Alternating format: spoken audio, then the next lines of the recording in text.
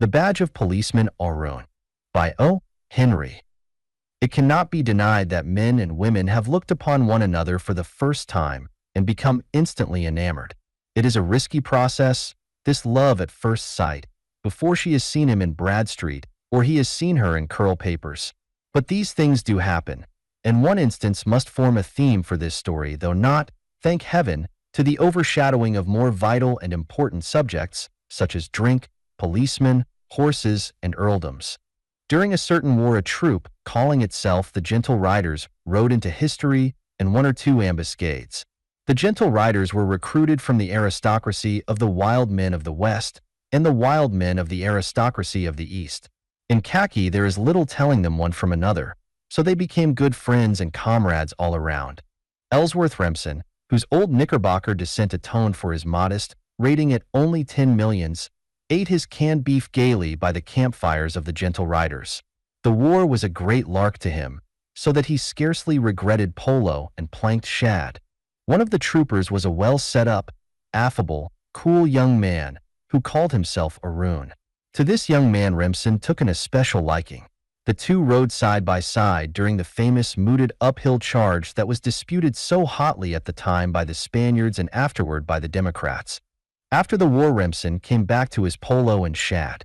One day, a well-set-up, affable, cool young man disturbed him at his club, and he and O'Roon were soon pounding each other and exchanging opprobrious epithets after the manner of long-lost friends. O'Roon looked seedy and out of luck and perfectly contented, but it seemed that his content was only apparent. "Get me a job, Remsen," he said. "I've just handed a barber my last shilling." "No trouble at all," said Remsen. "I know a lot of men who have banks and stores and things downtown. Any particular line you fancy?" "Yes," said O'Roon, with a look of interest. "I took a walk in your Central Park this morning. I'd like to be one of those bobbies on horseback. That would be about the ticket. Besides, it's the only thing I could do. I can ride a little, and the fresh air suits me. Think you could land that for me?" Remsen was sure that he could, and in a very short time he did. And they who were not above looking at mounted policemen might have seen a well-set-up, affable, cool young man on a prancing chestnut steed, attending to his duties along the driveways of the park. And now, at the extreme risk of wearying old gentlemen who carry leather fob chains, and elderly ladies who but know, grandmother herself yet thrills at foolish, immortal Romeo, there must be a hint of love at first sight. It came just as Remsen was strolling into Fifth Avenue from his club a few doors away. A motor car was creeping along foot by foot, impeded by a freshet of vehicles that filled the street. In the car was a chauffeur and an old gentleman with snowy side whiskers and a Scotch plaid cap which could not be worn while automobiling except by a personage. Not even a wine agent would dare do it. But these two were of no consequence except, perhaps, for the guiding of the machine and the paying for it. At the old gentleman's side sat a young lady more beautiful than pomegranate blossoms, more exquisite than the first quarter moon viewed at twilight through the tops of oleanders. Remsen saw her and knew his fate. He could have flung himself under the very wheels that conveyed her, but he knew that would be the last means of attracting the attention of those who ride in motor cars.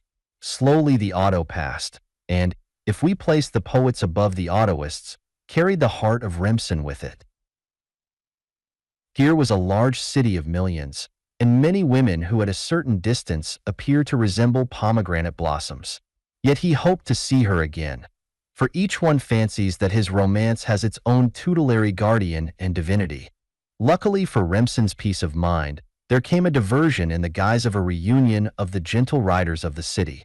There were not many of them, perhaps a score, and there was wassail and things to eat, and speeches, and the Spaniard was bearded again in recapitulation. And when daylight threatened them, the survivors prepared to depart. But some remained upon the battlefield. One of these was Trooper O'Roon, who was not seasoned to potent liquids. His legs declined to fulfill the obligations they had sworn to the police department. "I'm stewed, Remsen," said O'Roon to his friend. "Why do they build hotels that go round and round like Catherine wheels? They'll take away my shield and break me. I can think and talk consecutively, but ISS stammer with my feet. I've got to go on duty in 3 hours. The jig is up, Remsen.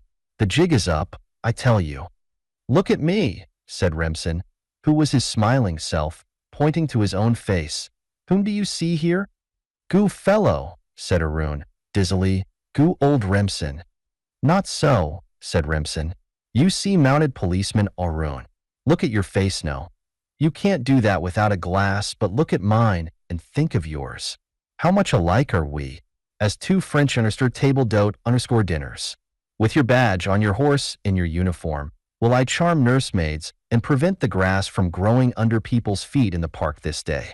I will have your badge and your honor, besides having the jolliest lark I've been blessed with since we licked Spain. Promptly on time, the counterfeit presentment of mounted policeman O'Roon single-footed into the park on his chestnut steed.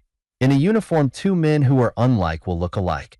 Two who somewhat resemble each other in feature and figure will appear as twin brothers. So Remsen trotted down the bridle paths, enjoying himself hugely. So few real pleasures do 10 millionaires have. Along the driveway in the early morning spun a Victoria drawn by a pair of fiery bays. There was something foreign about the affair, for the park is rarely used in the morning except by unimportant people who love to be healthy, poor, and wise. In the vehicle sat an old gentleman with snowy side whiskers and a Scotch plaid cap which could not be worn while driving except by a personage. At his side sat the lady of Remsen's heart, the lady who looked like pomegranate blossoms and the gibbous moon. Remsen met them coming. At the instant of their passing her eyes looked into his, and but for the ever-coward's heart of a true lover, he could have sworn that she flushed a faint pink. He trotted on for 20 yards, and then wheeled his horse at the sound of runaway hoofs. The bays had bolted. Remsen sent his chestnut after the Victoria like a shot. There was work cut out for the impersonator of policeman O'Roon. The chestnut ranged alongside the off bay 30 seconds after the chase began, rolled his eye back at Remsen, and said in the only manner open to policemen's horses, "Well, you duffer, are you going to do your share? You're not O'Roon, but it seems to me if you'd lean to the right you could reach the reins of that foolish, slow-running Bea. You're all right. O'Roon couldn't have done it more neatly."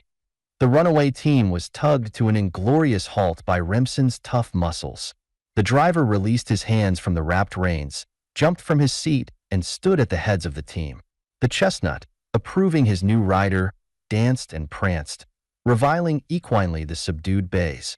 Remsen, lingering, was dimly conscious of a vague, impossible, unnecessary old gentleman in a Scotch cap who talked incessantly about something, and he was acutely conscious of a pair of violet eyes that would have drawn St. Parides from his iron pillar or whatever the illusion is, of the lady's smile and look a little frightened, but a look that, with the ever-coward heart of a true lover, he could not yet construe.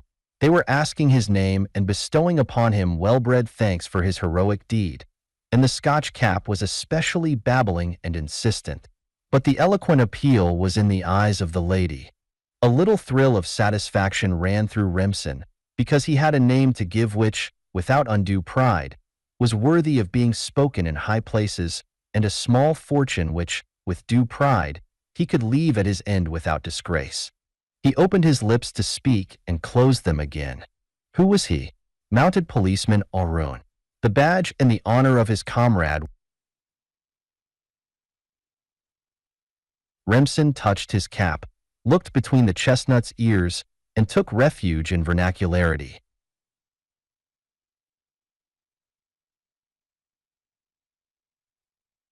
Vernacularity. Don't mention it, he said stolidly. We policemen are paid to do these things. It's our duty. And he rode away, cursing on Bledgel, but knowing he could never have done anything else. At the end of the day Remsen sent the chestnut to his stable and went to O'Roon's room. The policeman was again a well-set-up, affable, cool young man who sat by the window smoking cigars. I wish you and the rest of the police force and all badges, horses, brass buttons, and men who can't drink 2 glasses of under without getting upset were at the devil, said Remsen feelingly. O'Roon smiled with evident satisfaction. Good old Remsen, he said, affably. I know all about it. They trailed me down and cornered me here 2 hours ago. There was a little row at home, you know, and I cut sticks just to show them. I don't believe I told you that my governor was the Earl of Ardsley. Funny you should bob against them in the park. If you damage that horse of mine, I'll never forgive you. I'm going to buy him and take him back with me. Oh, yes, and I think my sister Lady Angela, wants particularly for you to come up to the hotel with me this evening. Didn't lose my badge, did you, Remsen? I've got to turn that in at headquarters when I resign.